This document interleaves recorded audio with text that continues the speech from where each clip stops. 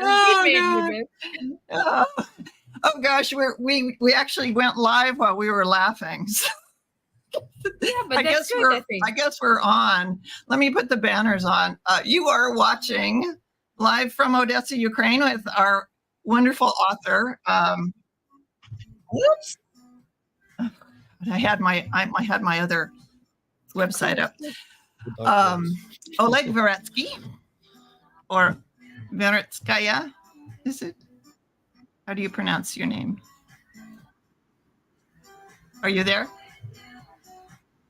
Yeah, we are. Okay. I was just hoping I pronounced your name correctly. Your name. Really? For me, it's okay, shorter version. He has only one Oleg, so it's quite easy, I think. Okay. So. And Tatiana is doing some interpreting for us to smooth the process, but I'm Charlotte Pierce. I run Pierce Press, and Oleg is my latest author, and I was telling him the other day that, like, I have so many other projects, but this is the only one I feel like I want to work on. So it's called Tales of the Wandering Mists. It's the first book in his trilogy. I'm calling it Magical Realism. And it's he'll tell you a little bit more about the book and his writing journey. You want to introduce yourself now, Oleg? Розкажи. Давай, ти починай розповідати, як ти почав писати, трохи про себе. Починай. Добре.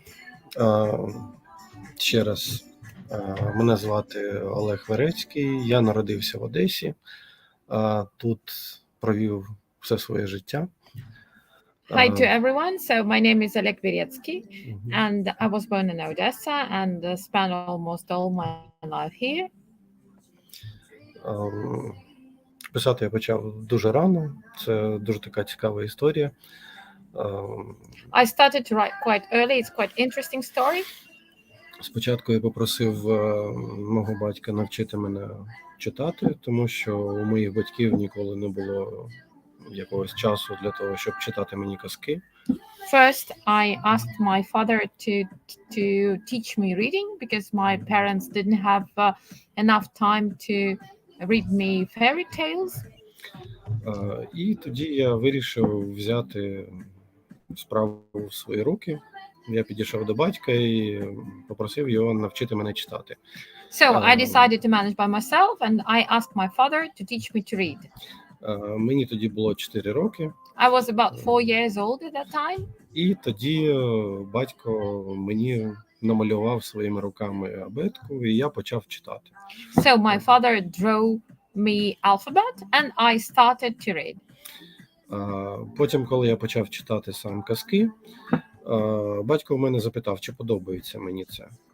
Then when I started to read fairy tales by myself, so my father asked me whether I liked it.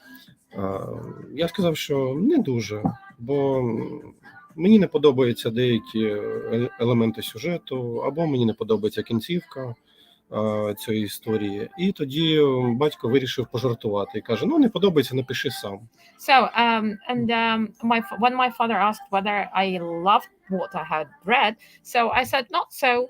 Somewhere plot is not like the way I assumed. Somewhere I didn't like the main hero. Somewhere I didn't like how the end is written. So, and my father just joked with me and said, "Oh, but you can write by yourself." А зі мною так шуткувати не можна. Я просто сказав: "Ну, ти навчи мене писати, і я сам напишу." So, but it was so my father joked, but it was not exactly the way to talk to me. And I said to my father, "Okay, so teach me to write, and I will write by myself." І тоді я почав писати свої перші історії. So, and at that time, I started to write my first stories. Батько цьому дуже радів, а мама не дуже. Тому So my father was very happy about that, but my mother was not. Тому що я брав один зошит. I'm sorry, you were age 4 or 5, right?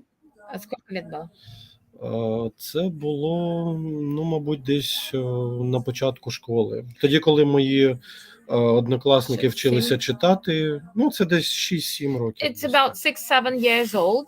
So he Okay. was just at the beginning of school. So when Мгм. other children of his age just started to read or to write, so he was Я почав writing вже his писати stories. свої історії, да. Чому? На жаль, Мама не була А? щаслива. Чому мама була нещаслива? це також така цікава історія.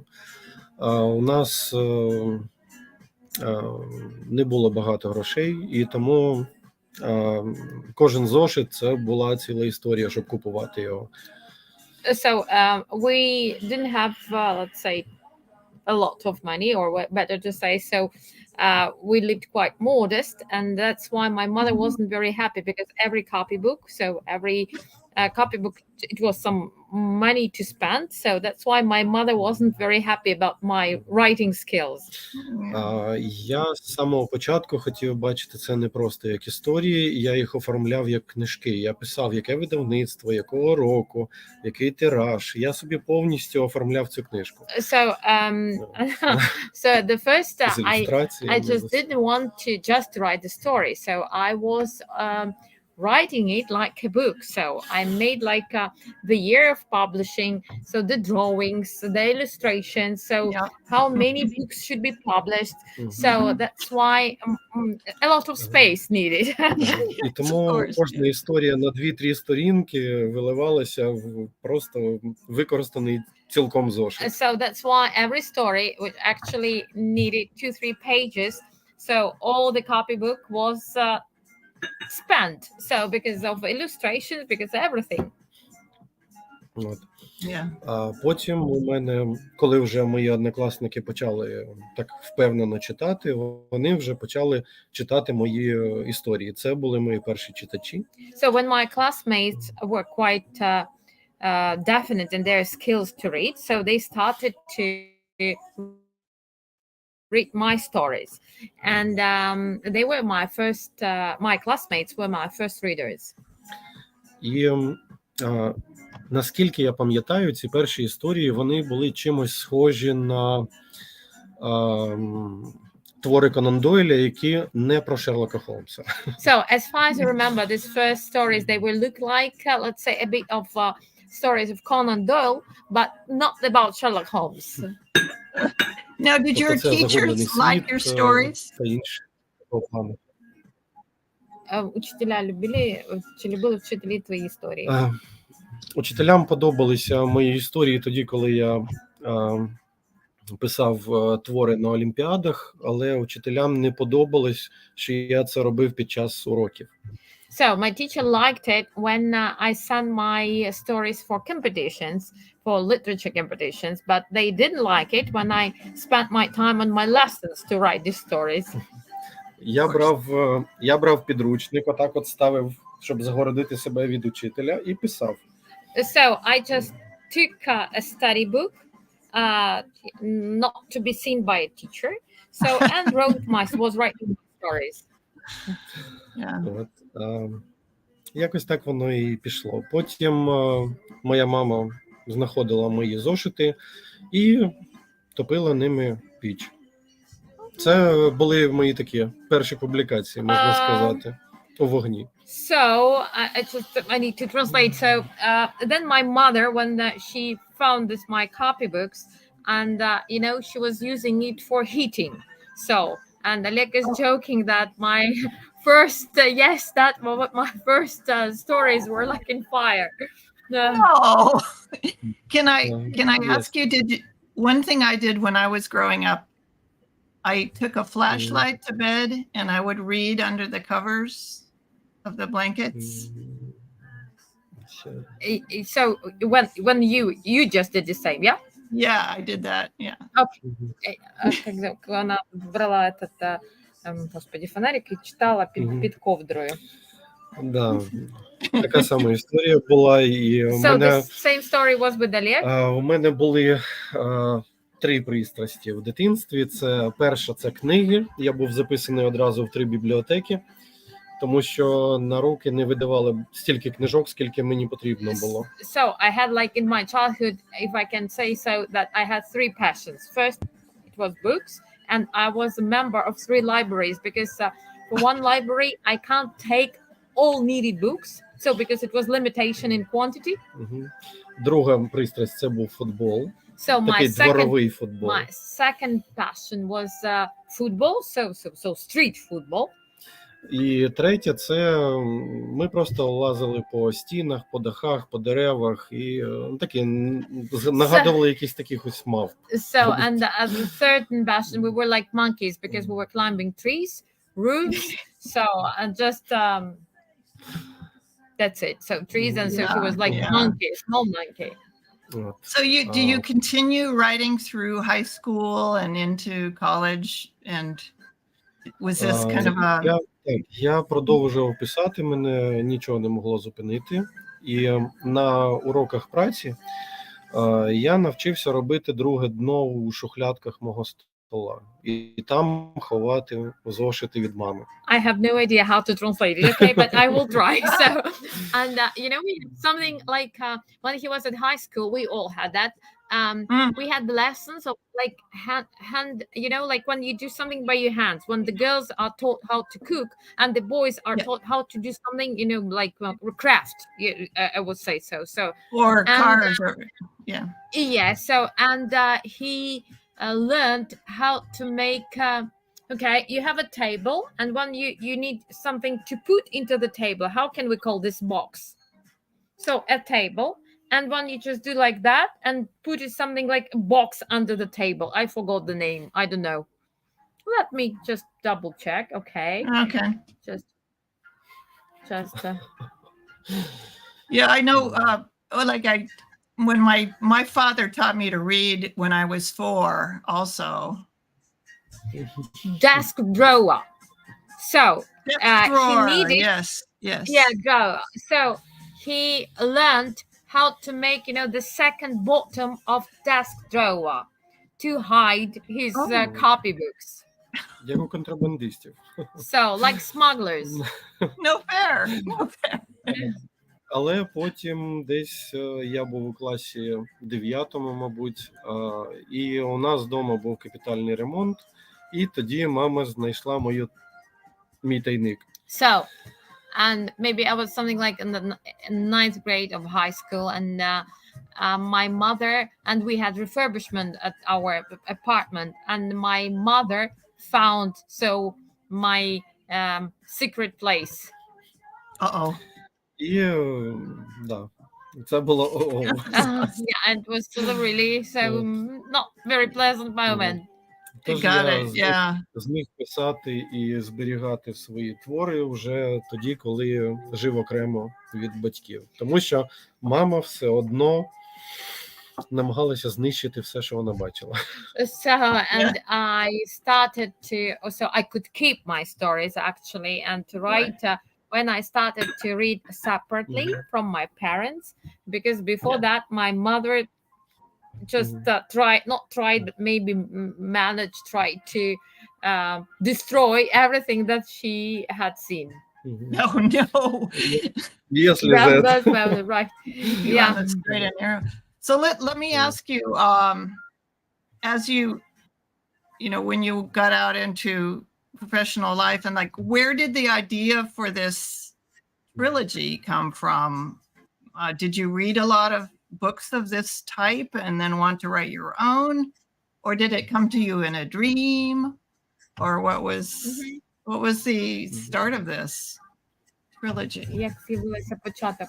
Ну, тобто ти багато читав книжок подібного напряму. Як з'явились ідеї для книжок?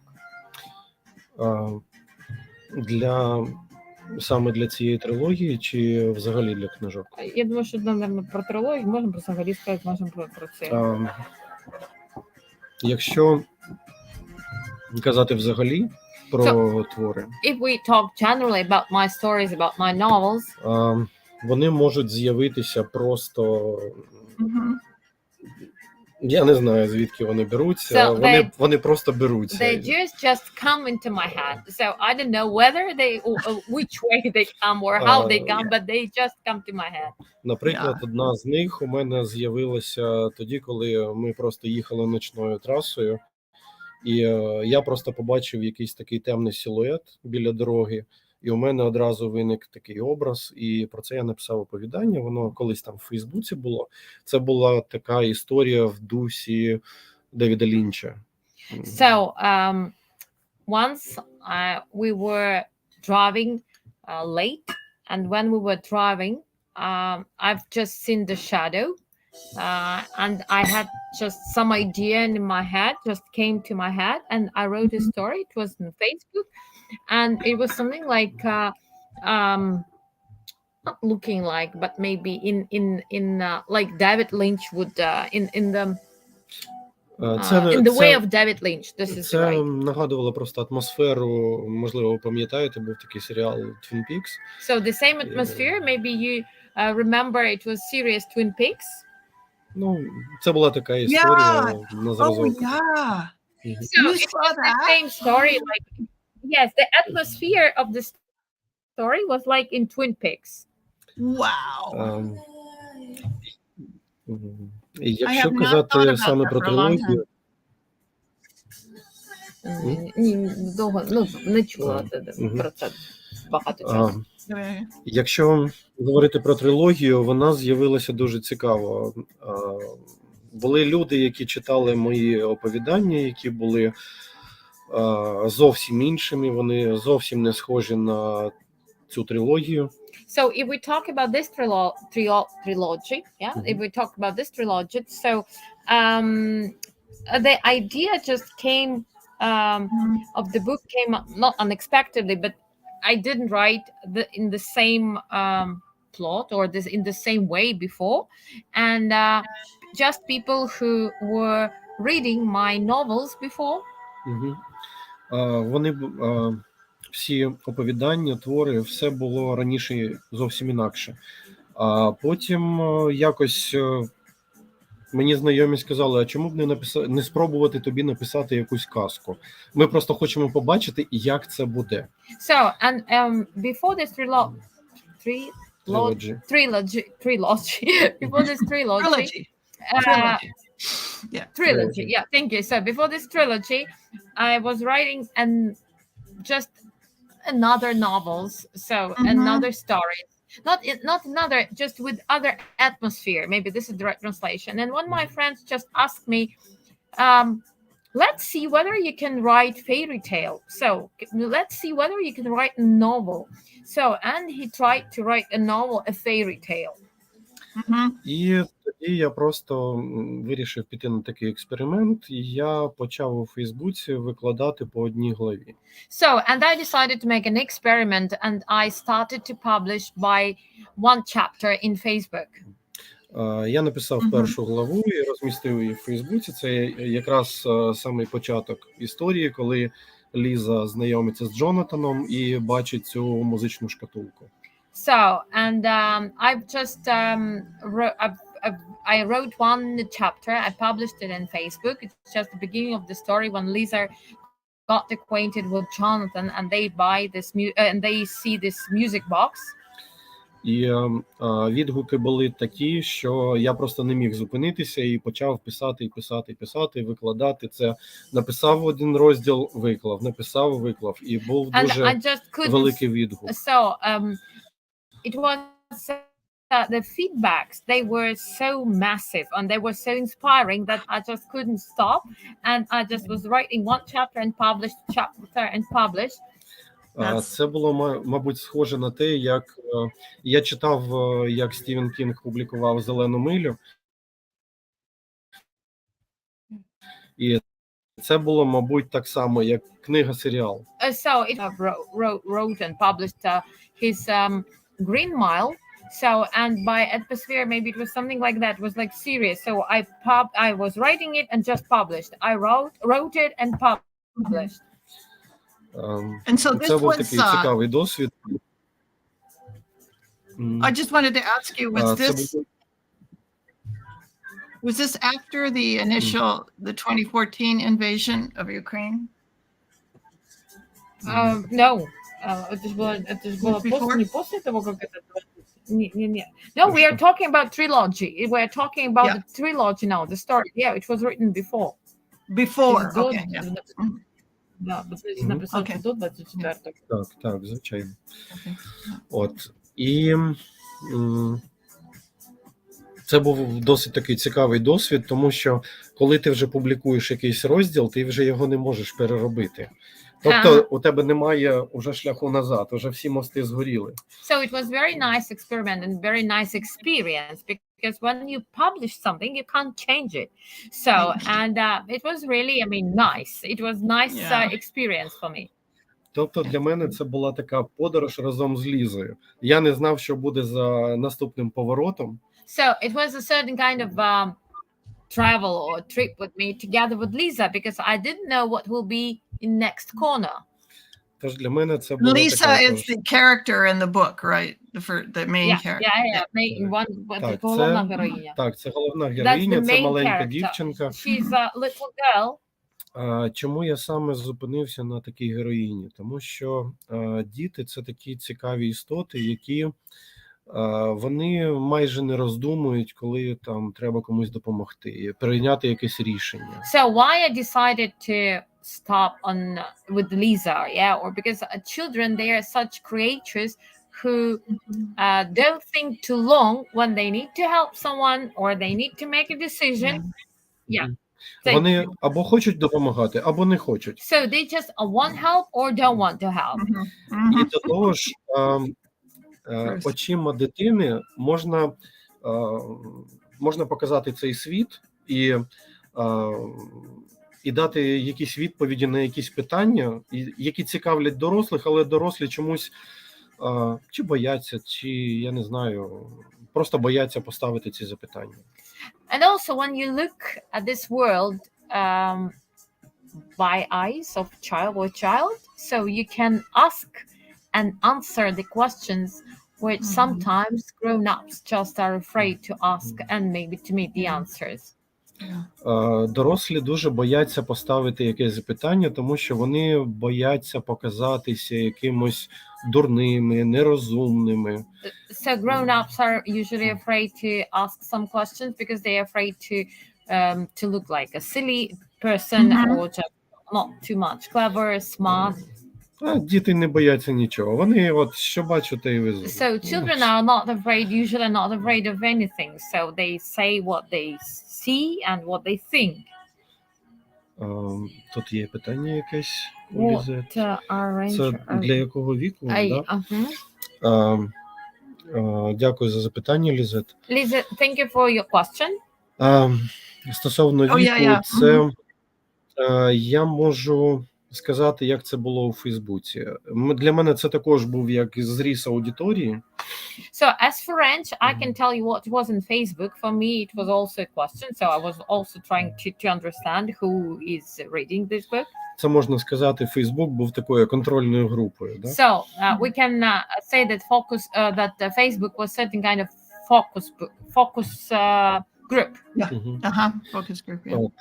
І я просто бачив, що більшість читачів починало з того, що вони читали дітям. І це було дуже цікаво для дітей, починаючи десь з 8 років. So what I've noticed that my readers, they started to read their children starting from the age 8. Але ж в цій трилогії піднімаються такі питання, і там дуже багато різних рівнів сенсів, які я закладав туди. So, but in this trilogy, we raise many questions which have, different levels of answers and different levels of senses. Тому ця книга, вона, така, як можна розглядати якимись рівнями, да? Тобто це буде цікаво як для дітей, для підлітків, для дорослих, для бабусь, дідусів. Просто читали всі, і від кожної цієї цільової групи я отримував різні відгуки. So we can say that this book will be interesting for children, for teenagers, for just I mean, Yeah. grown ups, even just Uh-huh. a bit people maybe a bit of elegant age as well. So because Yeah. you can find many senses. So Mhm. every age can Yeah. find their own answers and questions in these books. In this book. Yeah, I know. I just wanted to mention that, we have in the book marketing, they want you to tell them what age range it's for or what genre, what category or theme. And it's like, people are saying, is this a young adult book? And, I consider myself a young adult. So, Yes, yes. but lots of adults, of all ages read young adult books.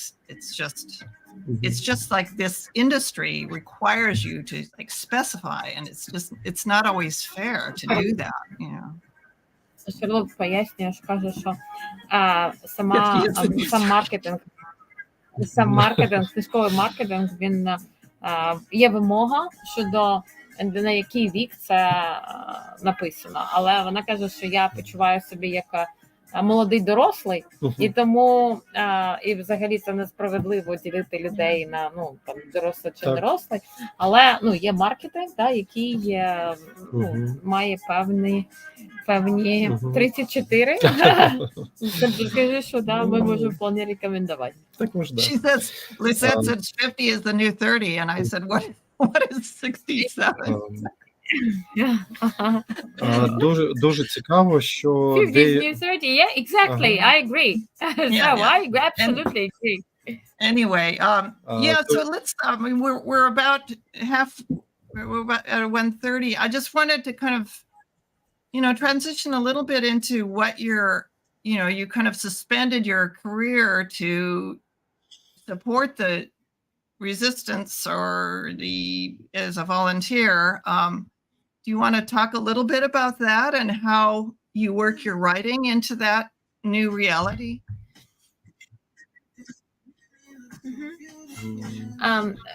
Шерл каже, що треба розповісти, як ти пожертвував свою... тобто вона запитує, я тобі кажу, що треба розповісти про як ти пожертвував своєю кар'єрою письменника заради волонтерства, і як твої письменницькі реалії змінились з тим, що в нас війна. Це дуже хороше питання, тому що... That's very good question. Тому що до війни у мене було дуже великий такий спектр занять. Це була і письменницька діяльність, це був літературний клуб, який я заснував тут в Одесі. Це були курси навчання для ріелторів, це була ріелторська діяльність. So, good question, because before war, I had quite wide range of activities. So I was writing, I had a literature club, which I organized by myself. So as well, I had courses for real estate agents. I was dealing with real estate by myself.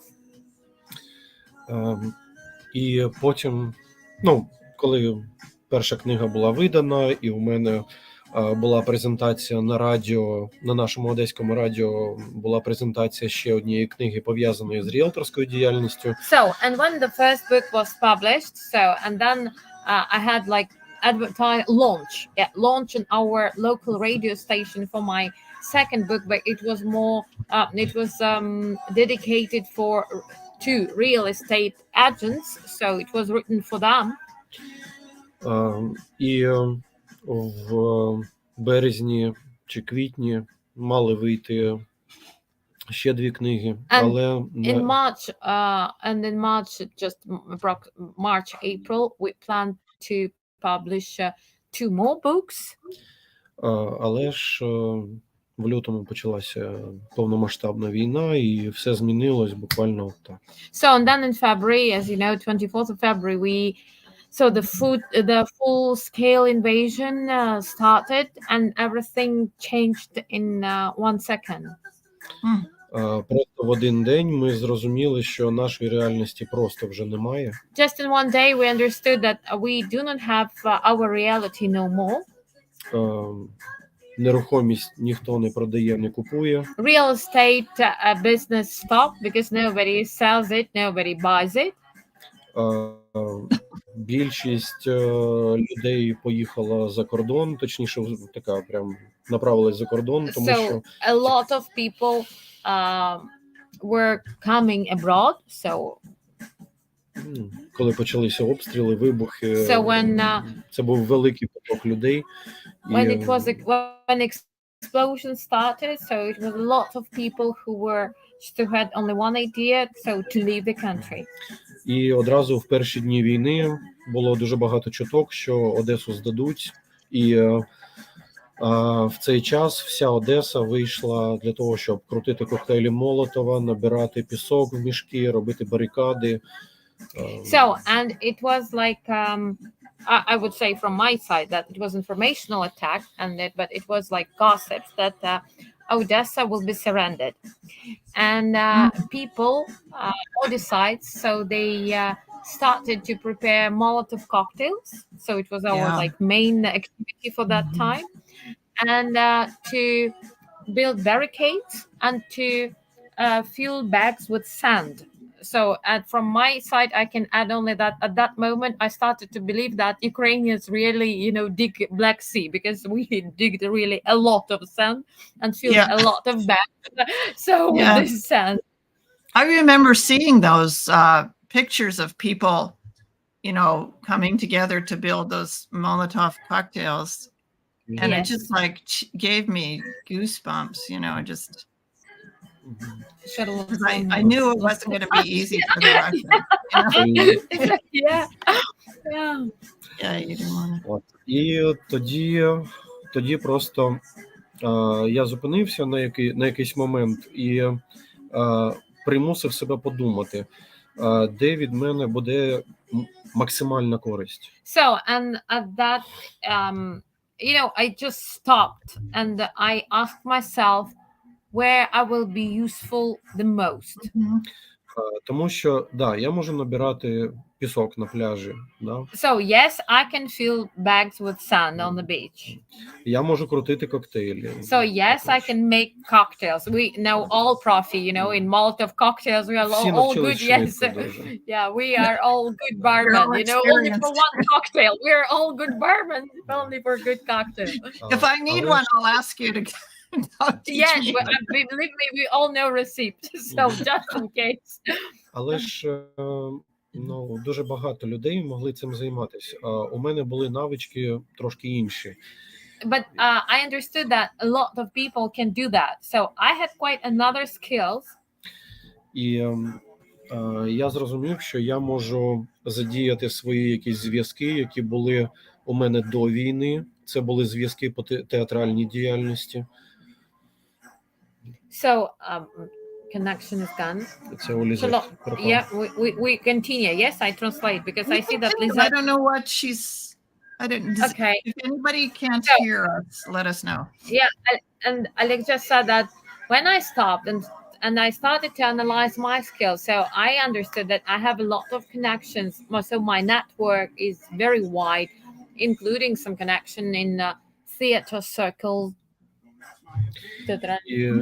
Так, я тоді задіяв зовсім різних людей для того, щоб організувати якусь допомогу для нашої армії, яка була не готова до зустрічі з таким ворогом. So, and I just I involved people, different people, to organize help for, first of all, for our army, who definitely was not ready to meet such an enemy.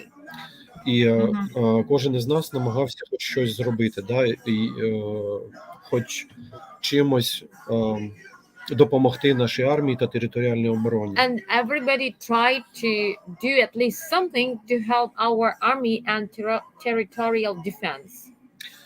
І тоді я приєднався спочатку до однієї організації волонтерської, потім до іншої. Але я не затримався ні в одній, ні в іншій, тому що у мене виникло дуже багато питань щодо прозорості діяльності. So then I just tried to be the part one volunteer organization than the other, but I didn't cooperate with them for a long time because I had many questions as for the transparency of their activity. Yeah. Mhm. І тоді я знайшов ще одну волонтерську організацію. До того просто можу такий приклад навести. Да? Один друг мене запросив, каже, треба допомога розгрузити машину, яка прийшла з гуманітарною допомогою. So just before that, I can show you one example. One friend invited me and said, so we need your help because one huge truck with humanitarian aid came, so we need just your help to unload this truck. І тоді, коли під'їхала машина, нас було багато, нас було десь, мабуть, 20 таких міцних хлопців. When the truck came, so there were quite a number of people. We were about 20 quite strong men. Ми очікували, що зараз у нас буде кілька годин такого напруженої такої роботи. So we expected that we had a couple of hours of quite hard work. Але коли підійшла машина і відкрились дверцята, там було лише кілька коробок. So, but when the truck came and doors opened, so it was only a few boxes there. І коли я запитав, де інше, водій сказав, ви ж все розумієте.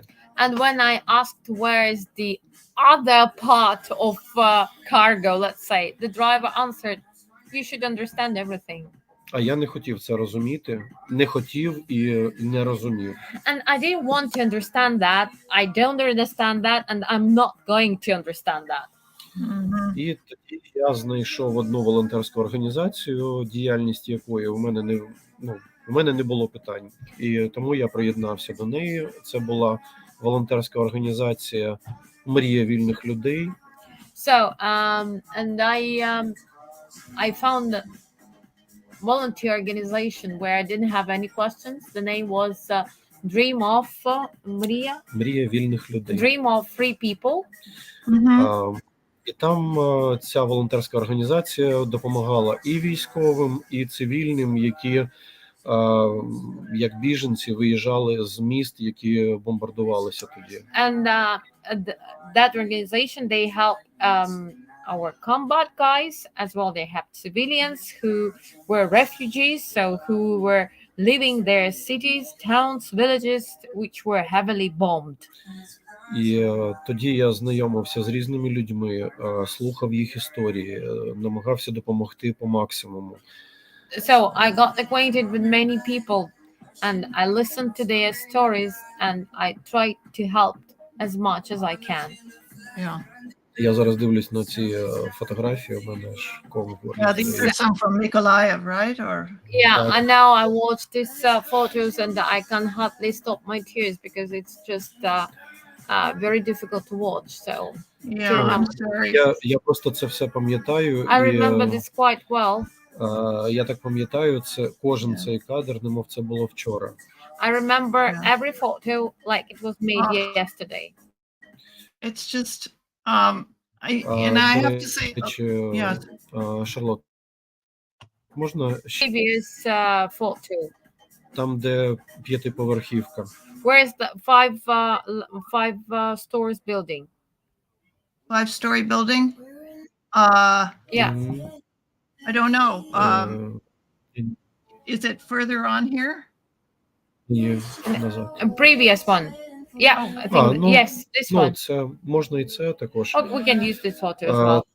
Це був момент, коли ми розгружали воду в Миколаєві, і поряд з нами, буквально через декілька вулиць, був прильот.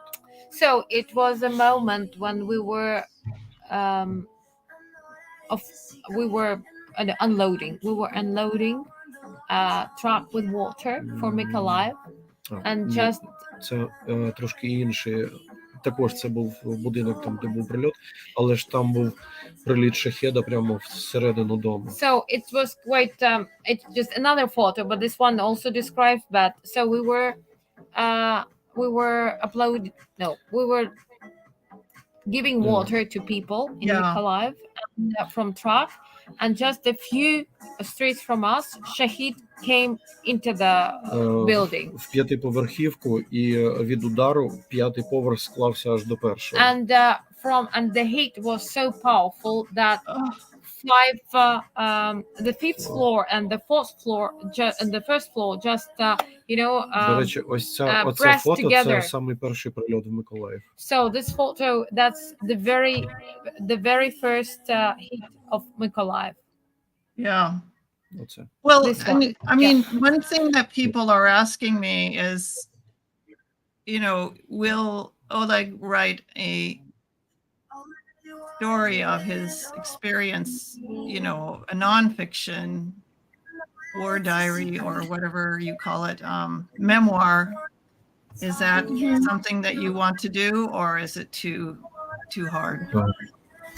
Не пишеш мемуари про війну? Це дуже я- важко тобі зробити.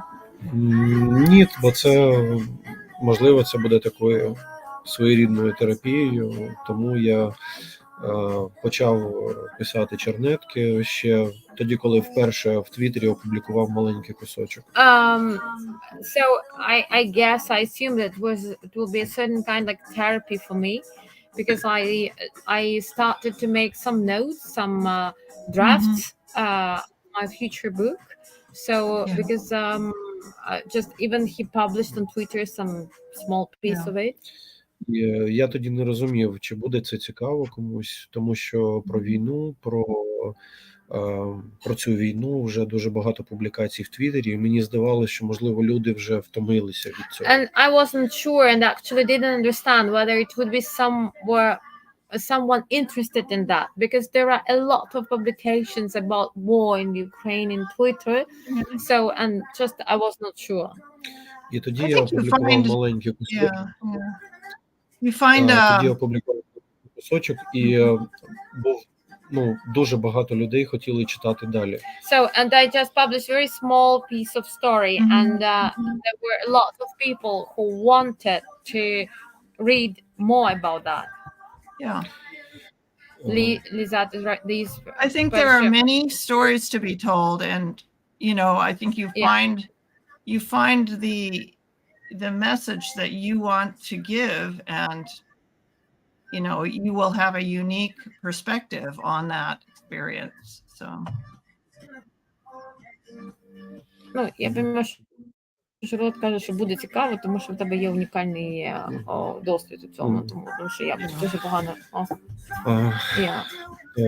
Я хочу, щоб це було навіть, щоб ця книга була, це не історія про війну, а історія про просту людину, яка була до війни далекою від війни, і просто як шлях цієї однієї людини.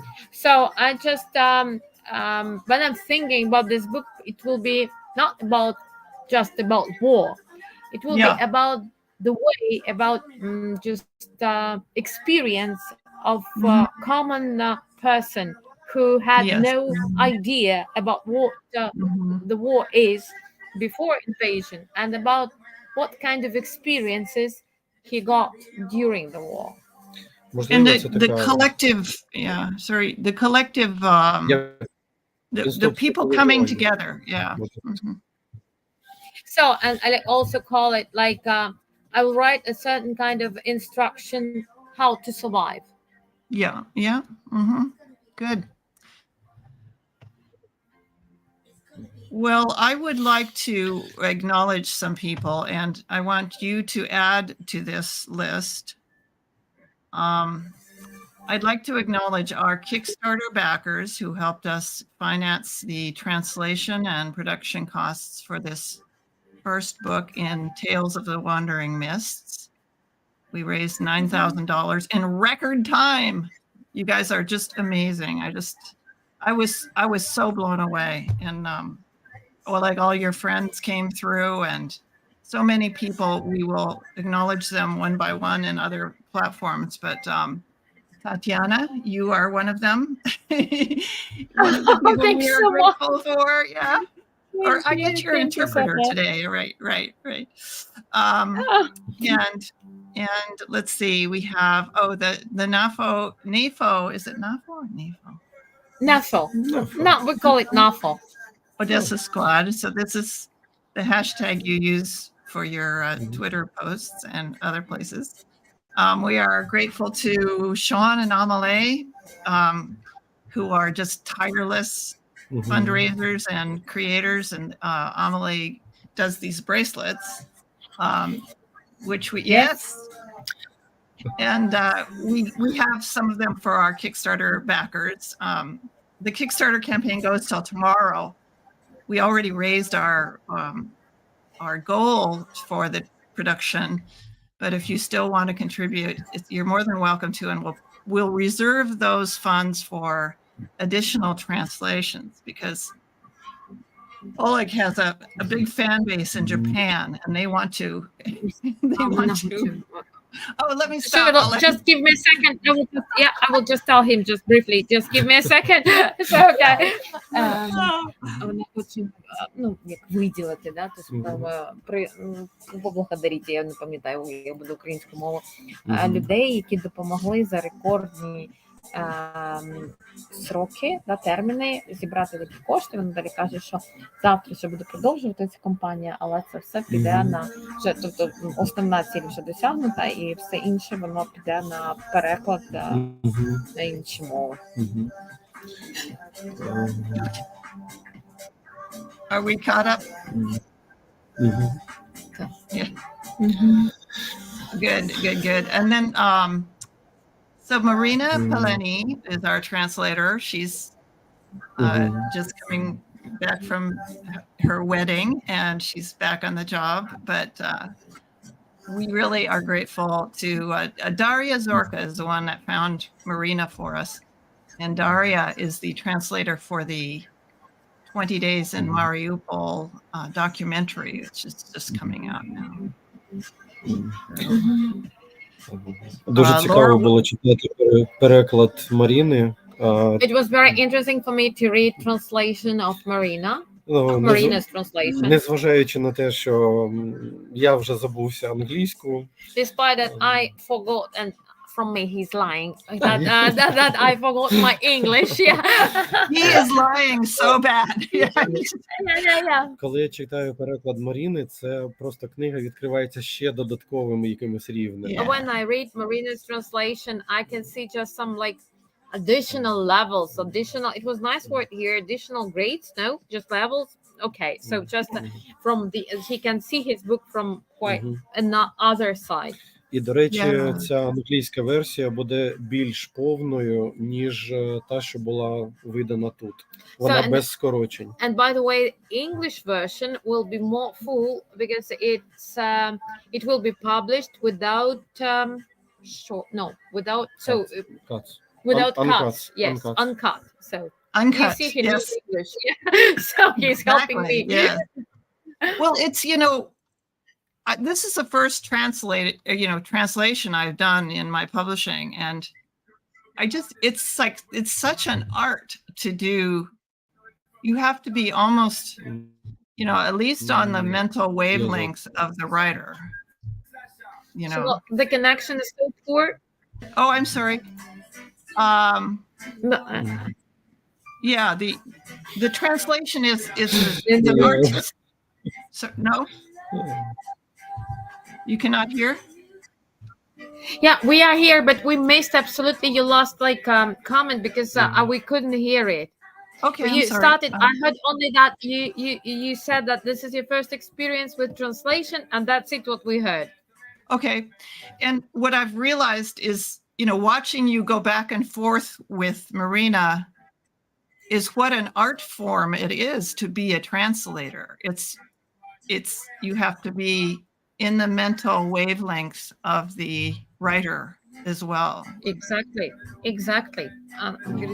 Це був її перший опит з видавництвом, тому коли вона бачить, як Марина, як ви співпрацюєте, тобто це дуже тяжка праця, тому що перекладач повинен бути абсолютно на одній хвилі з автором.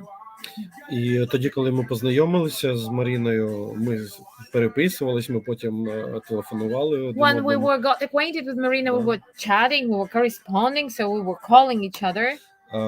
Це було круто. Коли ми тільки почали говорити, я вже зрозумів, що Маріна точно знає, про що йдеться, як це зробити.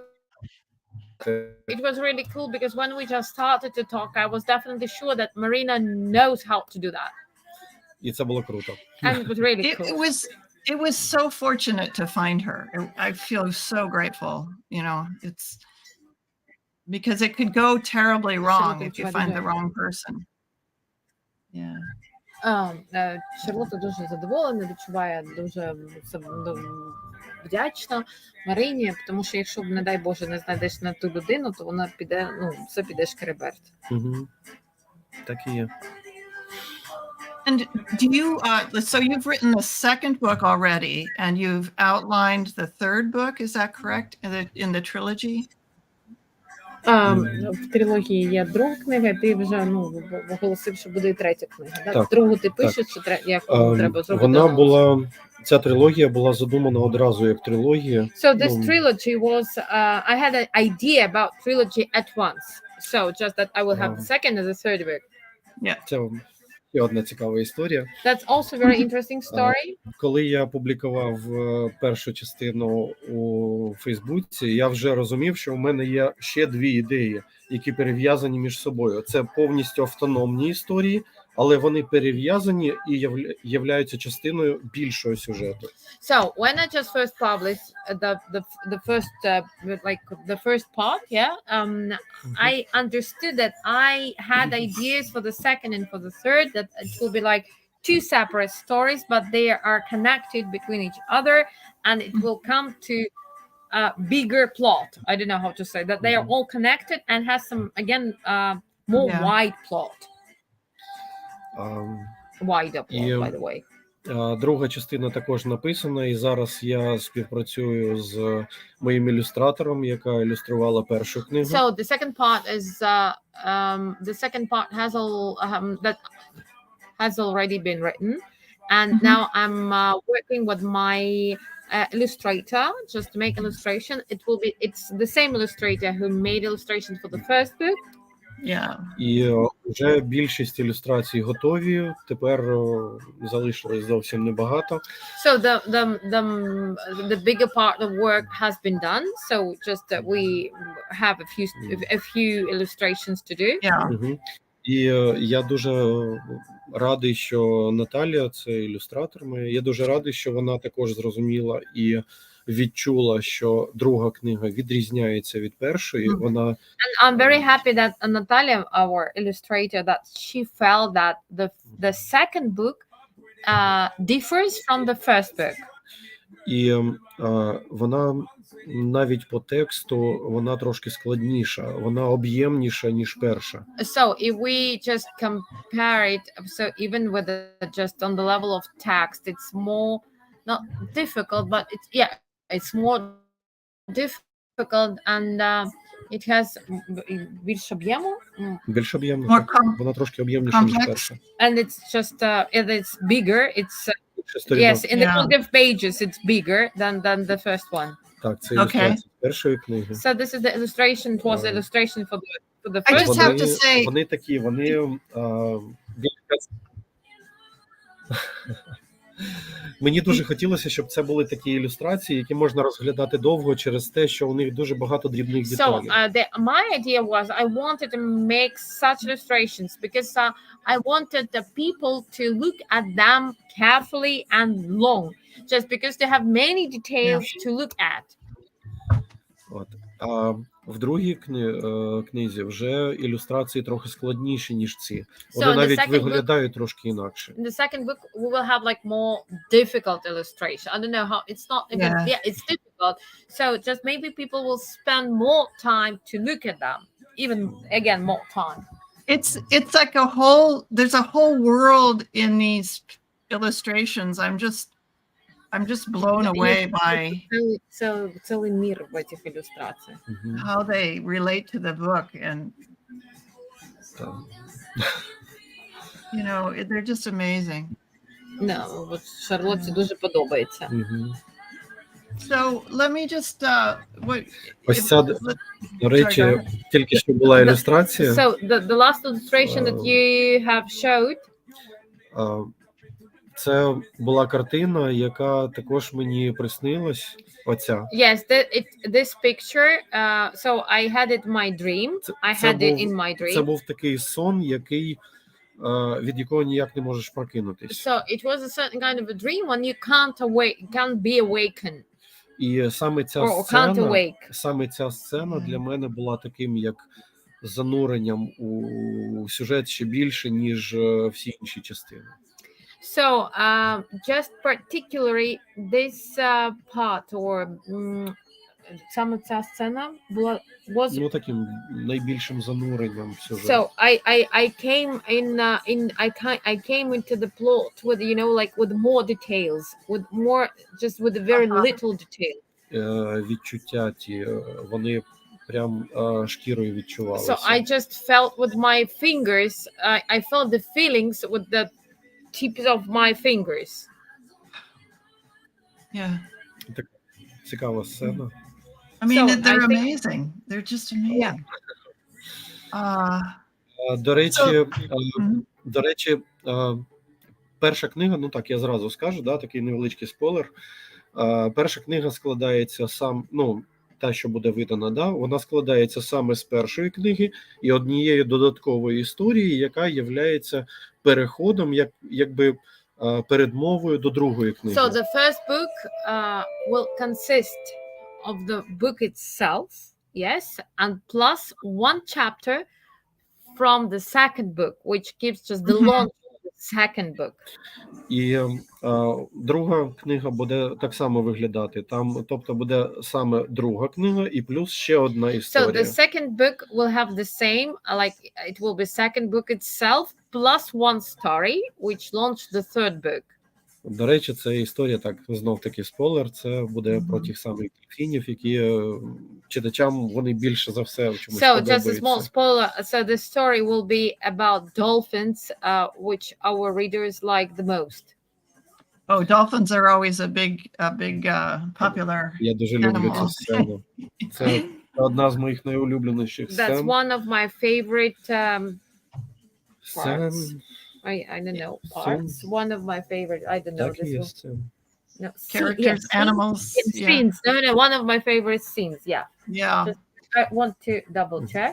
Well, before we go, why don't you tell us, Oleg, is there anything you would like to add, or anyone else? I mean, there's so many people that we are grateful to, but maybe you would like to mention some people. Попрощаємося, просто щось хочете сказати, тому що ми вдячні дуже великій кількості людей. Мгм. Можете щось для під себе хочете додати? Так, друзі, по-перше, я хочу сказати велике спасибі кожному, хто підтримує нас. Friends, first, I would like to say my thank you, that we are very grateful. We say, if it's direct translation, our like big thank you to all the people who support us. What is І, the Ukrainian word? і я кажу, так, дякую, Дякую. дякую всім Дякую. вам. Да. І, на жаль, я просто не встигаю кожному з вас дати відповідь у Твіттері, коли ви пишете коментарі. Я дуже хочу кожному із вас потиснути руку, але ж And мене не вистачає на всіх.